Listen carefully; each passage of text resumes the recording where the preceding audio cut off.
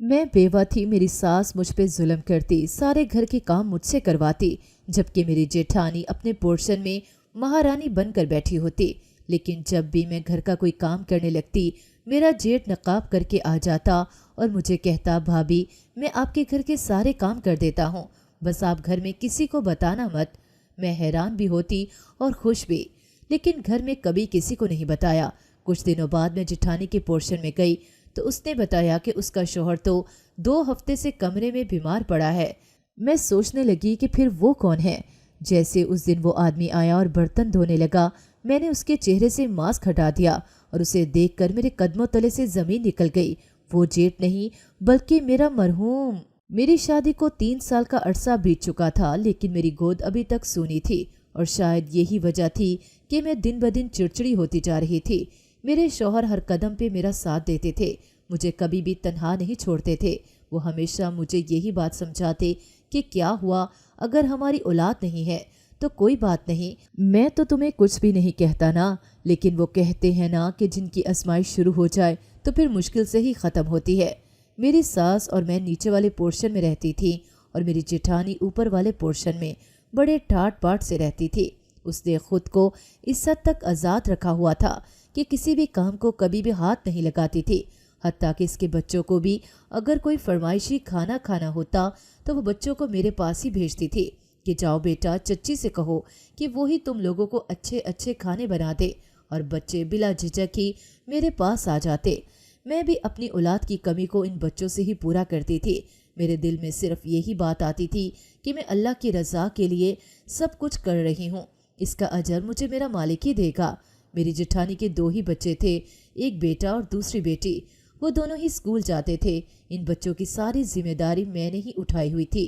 मेरे मियाँ कभी कभार इस बात को लेकर परेशान भी हो जाते थे कि इनकी बीवी को ही सारे घर का काम करना पड़ता है, लेकिन अपनी वालदा के सामने बिल्कुल भी नहीं बोलते थे कि कहीं बोलकर मैं बेअदब ही ना हो जाऊं। न जाने क्या बात थी कि सारे घर वाले ही मेरी जेठानी का बड़ा ही एहतराम करते थे। शायद इसकी बदजुबानी की वजह से कि कहीं कुछ ऐसा वैसा सबके सामने न बोल दे, क्योंकि वो लिहाज तो करती ही नहीं थी। चाहे 10 लोग बैठे हुए हों, इसलिए वो सारे घर वालों के साथ साथ खानदान के बाकी लोग भी मेरी जेठानी का खूब एहतराम करते थे। लेकिन मेरी समझ में तो कुछ भी नहीं आता था, क्योंकि लोग दूसरों की इज्जत उनकी दौलत और रुतबे की वजह से करते हैं, या फिर अगर उसका ताल्लुक किसी बड़े ही सख्त किस्म के घराने से हो तो तभी लोग ऐसे लोगों की इज्जत करते हैं। लेकिन हैरत की बात तो ये थी कि भाभी का ताल्लुक इन तमाम में से किसी भी एक बात से भी ताल्लुक नहीं था, लेकिन फिर भी सारा खानदान न जाने क्यों भाभी से डरते थे। हत्ता कि मेरे जेठ यानी भाभी के शौहर भी बड़े ही सादा मिजाज वाक़या हुए थे। वो अपनी बीवी से बड़े ही मुख्तलिफ थे। जब मैं इस घर में ब्याह कर आई तो उस वक्त भी जेठानी का सास और बाकी ससुराल वालों पर रोब देखते हुए हैरान होती थी, लेकिन बहुत ज़्यादा सोचने के बाद भी मैं कुछ समझने के काबिल नहीं थी। खैर चुपचाप मैं यही समझती रही कि कुछ तो ऐसी बात है कि जो सारा ससुराल जेठानी, जिनको मैं भाभी कहती थी, उनसे इस कदर दुबक कर रहता है। इसके बरक्स मेरी शरीफुल नफ्स तबीयत के बावजूद मुझे हज़ारों बातें सुना दी जाती, और सबसे बढ़कर ये कि मेरे मियाँ भी इंतहाई शरीफ और चुपचाप रहने वाले थे कि जब भी मैंने उनको देखा हमेशा चुप ही पाया। बस वो अलल सुबह घर से निकलते और फिर रात गए तक वापस आते। मैं उनके आने पर भी ज़्यादातर किचन में ही मसरूफ़ रहती, लेकिन वो मेरी तरफ एक नज़र देखते और बस फिर चुपचाप कमरे में चले जाते। मतलब मैं उनकी जायज़ बीवी थी, इसके बावजूद भी वो मेरे लिए कोई भी ऐसा कदम नहीं उठा सकते थे जिसमें हम दोनों की भलाई शामिल हो। खैर मैं भी ठंडी सांसें भर कर रह जाती कि मुझे अपने नसीब पर कोई शक नहीं था, बल्कि मैं साबिर और शाकिर रहने वाली लड़की थी, क्योंकि मैंने यही सीखा था। लेकिन मेरी हैरानगी की इंतहा तो उस वक्त न रही जब एक दिन मेरी अम्मी और छोटी बहन मुझसे मिलने के लिए आईं, तो मुझे यही लगा कि आज तो मेरे ससुराल वाले मेरी माँ को दिखाने के लिए ही सही मेरे साथ बेहतरीन रवैया रखेंगे, और शायद कुछ महज दिखावे की खातिर ही कुछ ऐसा करेंगे कि मेरी माँ खुश होकर यहाँ से जाएंगी। लेकिन ऐसा तो कुछ भी नहीं हुआ, बल्कि मेरी सास ने तो इस दिन इंतहा ही कर दी, ये कहकर के मरियम को घरदारी की इतनी चाह तो कभी रही ही नहीं, बस सब कुछ बताना ही पड़ता है। लगता है कि मैके में कुछ भी नहीं सीखा इसने। अम्मी मेरी सास की तरफ ही देखती जा रही थी कि ये सब क्या कह रही हैं, लेकिन मेरी सास ने तो सब कुछ कहकर ही छोड़ा मैं शर्म के मारे अम्मी से ही नजरें चुरा रही थी, लेकिन हद तो उस वक्त हुई जब मेरी जेठानी अपने पोर्शन में से ही नीचे आई और आते ही कहने लगी कि मरियम यहाँ क्यों बैठी हो? अरे बच्चे आने वाले हैं और तुम यहाँ बैठी हो। उठो भाई, उनके लिए कुछ बनाओ जाकर, जानती तो हो कि कैसे भूख लग जाती है इन बेचारों को। मैं एक लम्हे में ही उठ गई और किचन में भागती हुई गई। इसके बाद जब मैं कामों से फारिग हुई तो मेरे मेके वाले जा चुके थे। मैंने हमेशा की तरह चंद आंसू बहाए और फिर मशीन की तरह कामों में लग गई। रात को शौहर घर में आए तो मैंने सोचा कि आज तो लाजमी बताऊंगी, लेकिन वो आते ही बेड पर ही ढह गए। मैंने हिम्मत की और कुछ कहने के लिए मुंह खोला ही था कि खालिद कहने लगे, मरियम मैं जानता हूँ कि तुम्हें इस घर में बेहद तकलीफ का सामना है, लेकिन मैं क्या करूँ? मैं अपने घर वालों के सामने एक लफ्ज़ भी नहीं कह सकता। तुम्हें भी सब्र से काम लेना होगा, और ये कि अगर तुम इस घर में मेरी भाभी और मेरे भाई के बच्चों का ख्याल रखती हो तो देखो कि इस तरह से तुम्हारा दिल भी तो लगा रहता है ना। मैं खालिद के मुंह की तरफ देखती रही थी, लेकिन कुछ भी न कह सकी और चुपचाप कमरे से बाहर निकल गई कि अभी किचन में काफ़ी काम बाकी था। दिन गुजरते जा रहे थे। मैंने महसूस किया कि आजकल खालिद कुछ परेशान से रहते हैं। मेरे काफ़ी दफ़ा पूछने पे भी हमेशा वो टाल ही देते थे। मैं भी उनके इस रवैये पे परेशान रहती थी। एक दिन भाभी अपने पोर्शन से ही सास को आवाज़ें दे रही थी। मेरी सास भागती हुई ऐसे डरते हुए जा रही थी कि जैसे शाही फरमान के सुनने में अगर कुछ ज़रा सी भी देर हो गई तो न जाने क्या होगा। मेरी सास कुछ ही देर बाद वापस आई तो खुशी से उनके कदम ज़मीन पर नहीं लग रहे थे कि उनकी बड़ी बहू एक दफ़ा फिर से उम्मीद से हो गई थी। एक तरफ जितनी वो खुश थी, उसके बरक्स मेरे लिए वो उतनी ही दुखी भी थी और साथ साथ मुझे काफ़ी सारे ताने भी दे चुकी थी। ये खबर भले बहुत बड़ी और अच्छी खबर थी, लेकिन मेरे आंसू थमने का नाम ही नहीं ले रहे थे। शाम को खालिद जल्दी आ गए और उनके हाथ में मिठाई के डब्बे थे। पूरे घर में खुशी की लहर दौड़ गई, लेकिन मैं हैरान थी कि पहले भी तो 2 बच्चे हैं ना, अब अगर तीसरे की आमद हो रही है तो इस पे इस कदर खुशियाँ क्यों मनाई जा रही हैं। पूरे खानदान को मिठाई भिजवाई गई। सारी बातें मेरी समझ से बालातर थी, लेकिन इसके बावजूद मैं अपने घर वालों की खुशी में खुश थी कि अचानक हमारे घर की खुशियों को किसी जालिम की नज़र लग गई। खालिद की दुकान में अचानक से आग लग गई, जिससे पूरी दुकान जलकर राख हो चुकी थी। यहाँ तक ही बात ख़त्म नहीं हो रही थी, मैं दुकान के बारे में ही सोच रही थी कि अचानक एम्बुलेंस के बजते सायरन ने मेरे रहे से औसान भी खता कर दिए। मैं सायरन की आवाज़ सुनकर वहीं पर ढह सी गई और सोचने लगी कि अल्लाह खैर ही करे कि ये मोहल्ले में एम्बुलेंस क्या कर रही है। अभी मैं ये सोच रही थी कि अचानक ही मेरी सास सीना पीटते हुए घर में दाखिल हुई और आते ही मेरे सर के बाल नोचने लग गई। मैं ना समझी कि आलम में उनकी तरफ देख रही थी। वो मुझे मनहूस कहकर सारे मोहल्ले को इकट्ठा कर रही थी। मेरी तो समझ में कुछ भी नहीं आ रहा था कि क्या हुआ है कि अचानक एक चारपाई घर के सेहन में लाई गई और उसको घर के सेहन के आइन वस में रख दिया गया। मैं जैसे ही आगे इस चारपाई की तरफ बढ़ने लगी तो मेरी सास ने मुझे हाथ पकड़कर एक तरफ कर दिया। हटो मनहूस, हटो, यहाँ से दूर हो जाओ। पहले इन 3 सालों में मेरे बेटे को कोई बच्चा न दे सकी और अब हाय मेरे बेटे को ही खा गई। ये कोई आम सी बात नहीं थी, लेकिन मेरी सास ने कैसे आराम से कह दिया कि मेरे बेटे को खा गई। मैंने इस चारपाई पर पड़ी कपड़े के नीचे पड़ी लाश को देखा। वो जली हुई लाश किसी की भी पहचान में नहीं आ रही थी। मैंने लाख पहचानने की कोशिश की, लेकिन मैं पहचान न सकी। मेरी सास, जेठानी और पूरे मोहल्ला हमारे घर में जमा थे। हर किसी की नज़रें मुझ पर जमी हुई थीं। हर कोई यही कहने पर तुला हुआ था कि कैसी मनहूस है, कैसे एक जवान मर्द को खा गई। मेरी सास बार बार मुझे ही मुर्दे इल्ज़ाम ठहरा रही थी। मेरे आंसू किसी को भी नज़र नहीं आ रहे थे। जोहर तक सारे मेहमान पहुंच चुके थे और फिर मेरे शोहर की अब्दी सफ़र का वक्त भी आ चुका था। मैयत के उठते ही मेरी सास ने मुझे कमरे में बंद कर दिया। मेरे मैके वालों ने कहा कि हम अपनी बेटी को साथ ले जाना चाहते हैं, लेकिन सास का यही कहना था कि ये पहली जवान मौत उनके ख़ानदान में हुई है, इसलिए ये रवाज ही नहीं कि यहाँ से कोई बेवा अपने मैके में जाकर रहे। इसलिए बेहतर यही है कि आप लोग यहाँ से जाएं। मैं कमरे में बंद थी। बाहर क्या हो रहा था क्या नहीं, मुझे कुछ भी इल्म नहीं था। मैं दीवार के साथ लगी खड़ी थी कि अचानक कमरे की खिड़की पर उभरने वाले अक्स ने मुझे चौंका दिया। मैं डर कर एक तरफ को हट गई और मेरी इस तरफ जाने पर वो साया भी दूसरी तरफ हो गया। मैं डर रही थी। आज इस घर में पहली रात थी जो मैंने अपने शौहर के बिना गुजारी थी।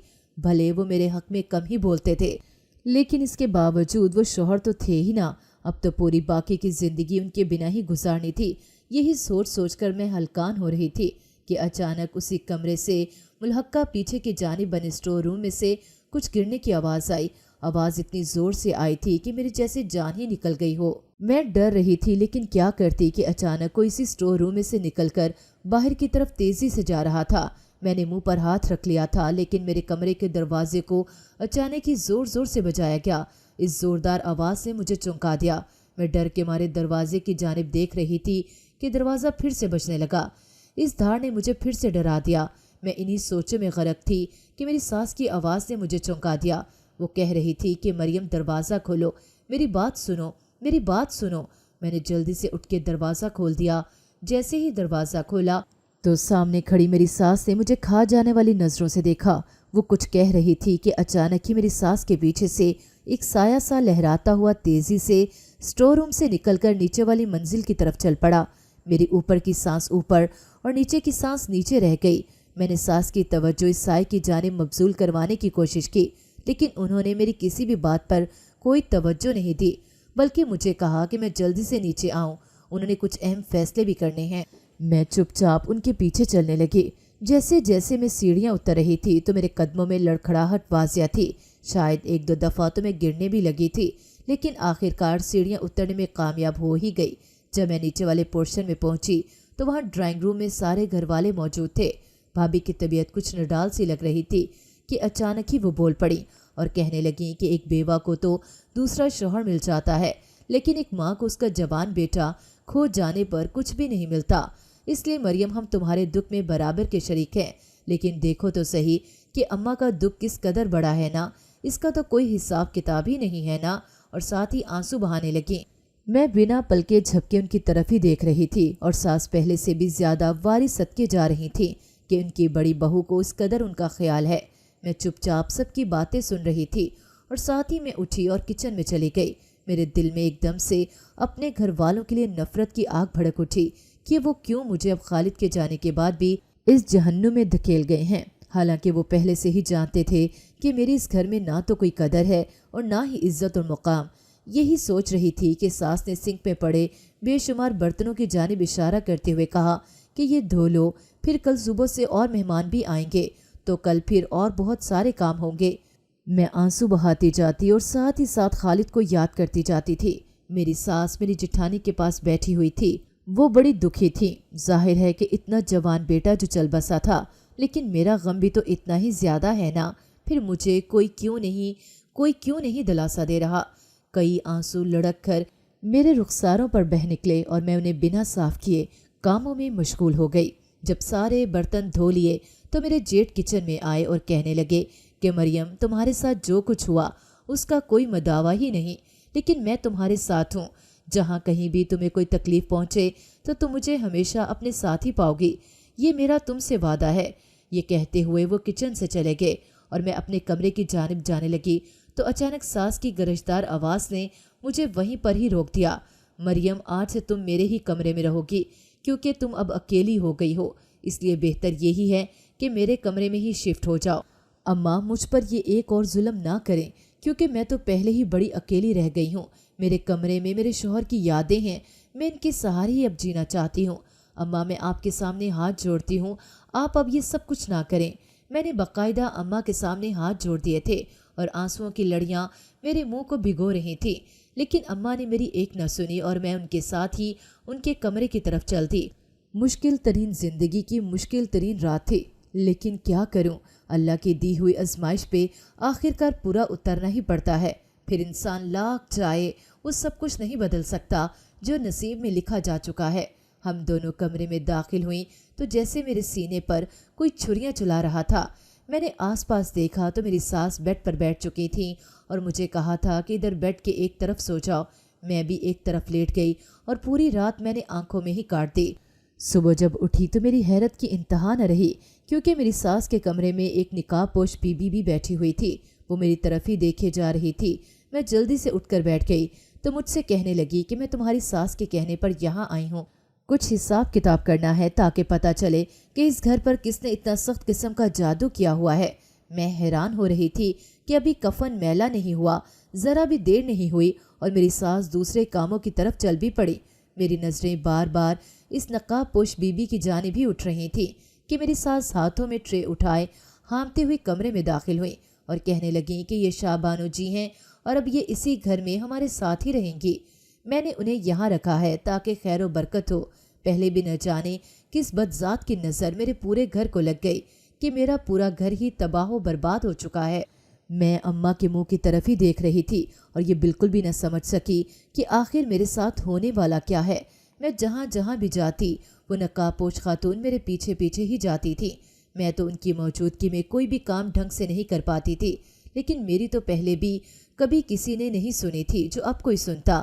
ایک دن میں گھر میں جھاڑو پونچھا لگا رہی تھی کہ کچن سے مجھے کچھ گرنے کی آواز آئی۔ میں نے جھاڑو کو ہاتھ سے پھینکا اور بھاگتی ہوئی کچن کی جانب گئی جہاں پہ کیبنٹ میں پڑے تمام برتن زمین پر پڑے ہوئے تھے۔ میں ایک دم سے پریشان ہو گئی کیونکہ برتن بڑے ہی کرینے سے الماری میں پڑے ہوئے تھے۔ ابھی تو کوئی زلزلہ بھی نہیں آیا تھا جو میں کہتی کہ یہ اس لیے ہو گیا۔ میں جلدی سے برتن الماری میں رکھنے لگی کہ کہیں میری ساس کی نظر نہ پڑ جائے، پھر کوئی مسئلہ ہو جائے گا۔ جب میں نے آدھے برتن جوڑ لیے تو میرے جیٹ میرے پاس کچن میں آ گئے اور سنک میں پڑے ہوئے بے شمار گندے برتن دھونے لگ گئے۔ میں نے ان کو کافی منع کیا لیکن انہوں نے میری ایک نہ سنی۔ وہ بڑی خاموشی سے سارے برتن دھو کر چلے گئے۔ اس وقت میری جیٹھانی اور ساس گھر میں نہیں تھی بلکہ ہسپتال میں گئی ہوئی تھی، اس لیے ہم لوگ گھر میں اکیلے ہی تھے اور وہ شاہ بانو جی میری ساس کے کمرے میں آرام فرما رہی تھی۔ میں نے سارا کام ختم کر لیا تو سوچا کہ ذرا نہا کر کپڑے بدل لوں۔ میں جیسے ہی کمرے کی طرف بڑھی تو اندر سے آنے والی سرگوشیوں نے میرے قدم وہیں پر روک دیے۔ میں ادھر ادھر دیکھنے لگی لیکن آوازیں میرے کمرے سے ہی آ رہی تھیں۔ میں وہیں پر ساکن ہو گئی کیونکہ میری ساس کی آوازیں آ رہی تھیں۔ اچھا، حیرت ہے، امی اور بھابھی گھر واپس آ گئی ہیں، لیکن مجھے کیوں نہیں پتا چلا کیونکہ ہمیشہ سے ہی میں گیٹ کھول کر آیا کرتی تھی۔ پھر دروازہ کس نے کھولا ہے؟ ابھی انہی باتوں کو سوچ رہی تھی کہ بیرونی دروازہ کھلا اور وہاں سے میری ساس اور جیٹھانی خوشی خوشی گھر میں داخل ہوئیں۔ میں خوف کے مارے کانپنے لگ گئی کیونکہ ساس کے کمرے سے اب آوازیں بھی نہیں آ رہی تھیں۔ میں ساس کے کمرے میں گئی تو اماں وہاں شاہ بانو کے بالکل قریب بیٹھی کوئی باتیں کر رہی تھیں۔ وہ تو کچھ بھی سمجھ میں نہیں آیا لیکن اپنا نام سن کر ایک دم سے میں چونک ضرور گئی، لیکن کافی کوشش کے باوجود بھی مجھے کچھ بھی سمجھ میں نہیں آیا تھا۔ پھر تو یہ معمول ہی بن گیا کہ میں جب بھی کوئی کام کرنے لگتی، خاص طور پر برتن دھونے لگتی، تو میرے جیٹ جلدی سے نیچے اتر کر کچن میں آ جاتے اور چپ چاپ برتن دھونے لگ جاتے۔ لیکن جب میری ساس اور جیٹھانی گھر میں ہوتی تو وہ منہ پر ایک کپڑا سا ڈال لیتے تاکہ کسی کو بھی شک نہ ہو۔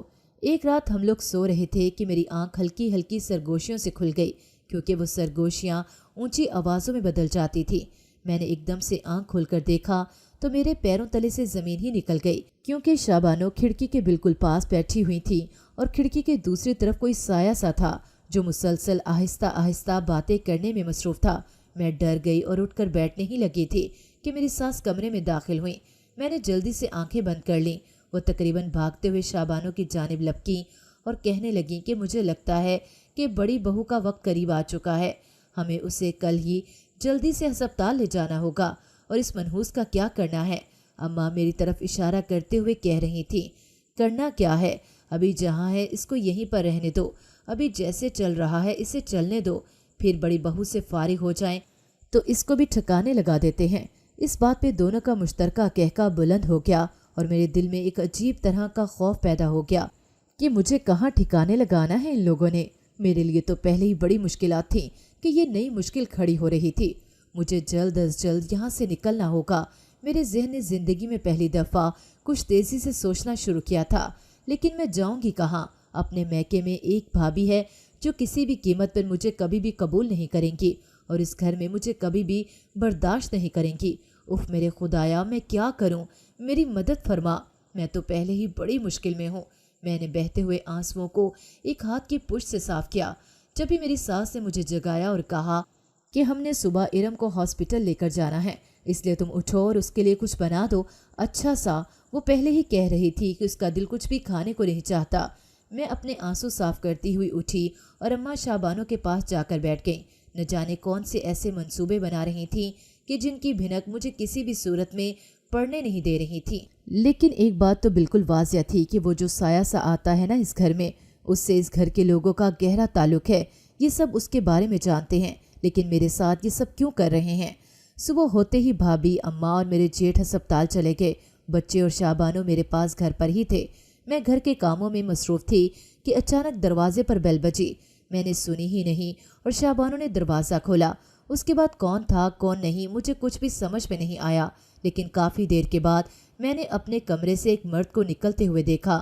وہ تیزی سے میرے کمرے میں سے نکل کر اماں کے کمرے کی طرف جا رہا تھا۔ میں بھی اس کے پیچھے ہی لپکی، لیکن جیٹھ کے بیٹے کی آواز پر وہیں پر رک گئی۔ چچی مجھے پیاس لگی ہے۔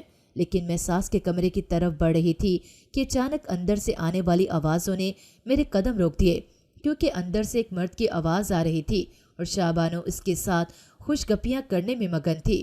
مریم بیچاری کو ابھی اور کتنی سزا دو گے؟ شابانو بڑے ہی پیار سے دوسرے سے پوچھ رہی تھی۔ ارے ابھی اتنی جلدی بھی کیا ہے، ابھی تو سزا اس کی شروع ہوئی ہے۔ جانتی تو ہو تم سب کچھ، پھر یہ سب کچھ پوچھنے کا تو مقصد ہی کوئی نہیں بنتا نا۔ دوسری طرف جو مرد تھا اس نے بڑی ہی صفاقی سے کہا۔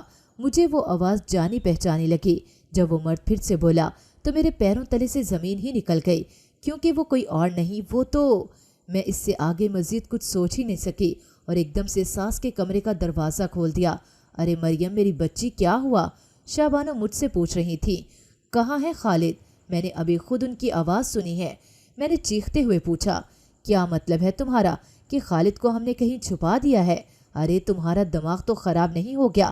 مریم میں مانتی ہوں کہ تمہارا صدمہ بہت ہی بڑا ہے، لیکن اس کا ہرگز یہ مطلب نہیں کہ تم اب مجھے روحوں سے تشبیہ دو۔ شابانو دوپٹے کے پلو سے آنسو پوچھتے ہوئے کہہ رہی تھی۔ ابھی میں انہیں خونخوار نگاہوں سے دیکھ رہی تھی کہ اچانک میری ساس کمرے میں داخل ہوئی اور رونے لگ گئیں کہ اللہ نے ان کو ایک اور پوتا دیا تھا، لیکن وہ پیدا ہوتے ہی اس دنیا سے چلا گیا۔ ان کے آنسو ہی رکنے کا نام نہیں لے رہے تھے۔ یہ بات تو واقعی بڑے صدمے والی تھی۔ میں نے اپنی ساری توجہ اپنی ساس کی جانب کر دی۔ وہ کہہ رہی تھیں کہ تمہارا فون کہاں تھا؟ میں تمہیں کب سے فون کر رہی تھی۔ انہوں نے شابانو سے کہا۔ ہاں شاید اس کی بیٹری ختم ہو چکی تھی، میں ابھی دیکھتی ہوں۔ وہ تو جیسے اس خبر کے انتظار میں ہی تھی۔ گھر بھر سے ایک دفعہ پھر سے ماتم بچھ گیا۔ بھابھی بیچاری تو رو رو کر ہلکان ہوتی جا رہی تھی۔ وہ اپنے شوہر سے بار بار یہی کہتی کہ میں نے ہمیشہ ہی مریم کے ساتھ برا کیا، تبھی تو آج میرے ساتھ اتنا برا ہوا۔ میرے جیٹھ بیچارے تو ہمیشہ سے ہی خاموش طبع تھے، وہ بس تھوڑا سا روئے اور پھر وہ نارمل ہو گئے۔ اور میں حیران تھی کہ میری ساس نے اپنے جوان سالہ بیٹے کی موت پر تو اتنا غم زدہ نہیں ہوئی تھی، تو اب اتنا کیوں؟ یہ پوری فیملی ہی میری سمجھ سے بالا تر تھی۔ میں تو ہمیشہ کی طرح ابھی بھی کولہوں کے بیل کی طرح کاموں میں ہی لگی ہوئی تھی۔ جب ساری خواتین افسوس کے لیے آ رہی تھیں تو اماں سب سے یہی کہہ رہی تھی کہ یہ میری بہو تو ہے ہی منحوس۔ دیکھو یہ میری بڑی بہو کا ہی اتنا اعلیٰ ظرف تھا کہ اس نے یہ سوچا کہ مریم اکیلی رہے گی تو اسے یہ نیا بچہ دے دیتی ہوں۔ اے لو اب دیکھو اس منحوس کا سایہ پڑتے ہی بچہ بھی اس دنیا سے چلا گیا۔ میرے لیے یہ سب سننا مزید بڑا ہی دشوار ہو رہا تھا، اس لیے میں کچھ دیر ان خواتین کے پاس بیٹھی رہی، پھر اٹھ کر چلی گئی۔ میرے نصیب میں یہ سب کچھ ہی لکھا ہوا تھا، اس لیے مجھے ان سب کی اب عادت ہو چکی تھی۔ ایک ایک کر کے ساری خواتین چلی گئیں، پھر گھر میں وہی ہم لوگ رہ گئے۔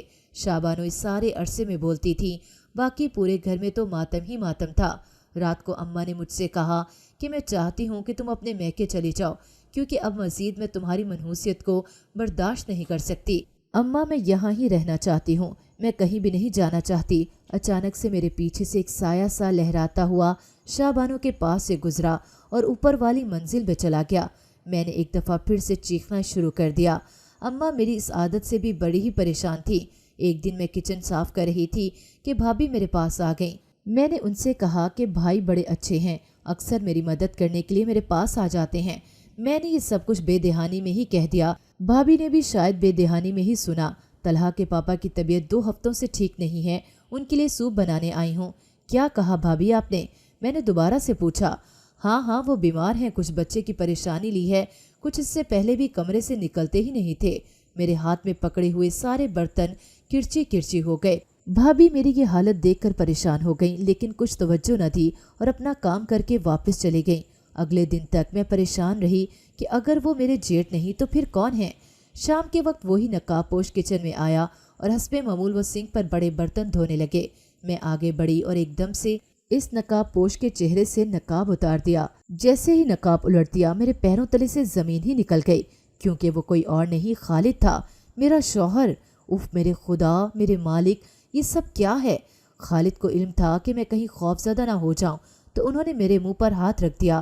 میرا سانس ایک دم سے اکھڑنے لگا تو شابانو بھی اندر کچن میں آ گئی اور ساتھ ہی میرے میکے والے بھی آ گئے۔ ان سب کے سر جھکے ہوئے تھے۔ خالد نے جب سب کو دیکھا تو کہنے لگا کہ میں مریم زندہ ہوں، میں مرا نہیں تھا، لیکن کیا کرتا، کاروبار میں ایک دم سے اتنا بڑا نقصان ہو چکا تھا، ساری دکان جل کر راکھ کا ڈھیر بن چکی تھی۔ اس میں جن لوگوں کا سامان پڑا ہوا تھا جو اسی شام کو اٹھانا تھا، وہ سارا جل گیا تھا، تو ان لوگوں کو میں پیسے کہاں سے واپس کرتا؟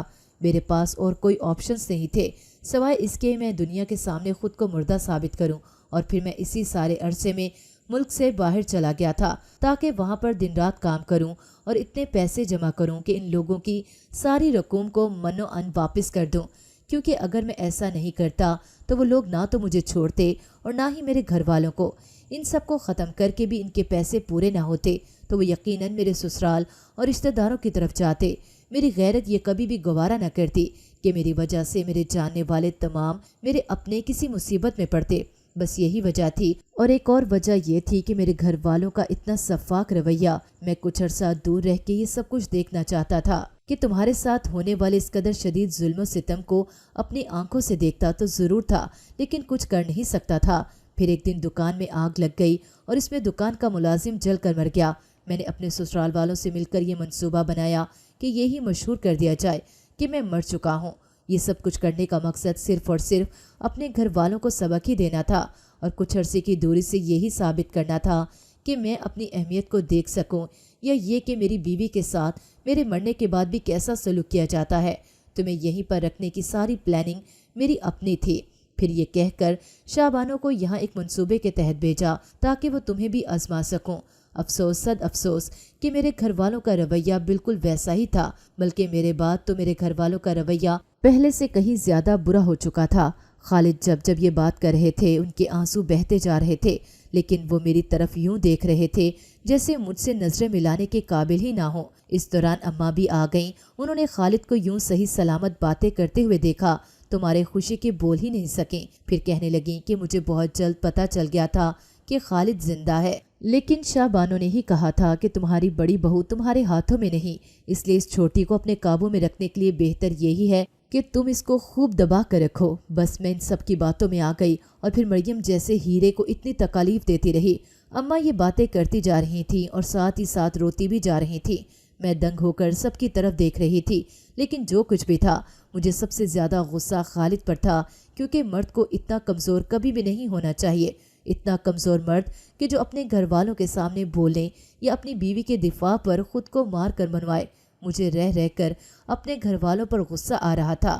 میں روتی ہی جا رہی تھی، لیکن میری والدہ مجھے بجائے اس کے کہ کچھ تسلی وغیرہ دیتی، وہ الٹا خالد کو بار بار ہاتھ لگا کر دیکھ رہی تھی۔ میں پیر پٹکتے ہوئے وہاں سے چلی گئی۔ کچھ دیر کے بعد خالد کمرے میں آئے اور آ کر میرے پیروں میں بیٹھ گئے۔ وہ مجھے ہر طرح سے منانے کی کوشش کر رہے تھے۔ میں کافی دیر تک ان سے ناراض ہوئی، لیکن پھر یہ جان کر کہ میرا ہمسفر زندہ ہے اور میرے بالکل سامنے بیٹھا ہے، میں خوش تھی، اور یہ بھی جان چکی تھی کہ میرا شوہر مجھ سے بے حد محبت بھی کرتا ہے۔ میں نے ساری باتیں بھلا کر ان سے صلح کر لی تھی۔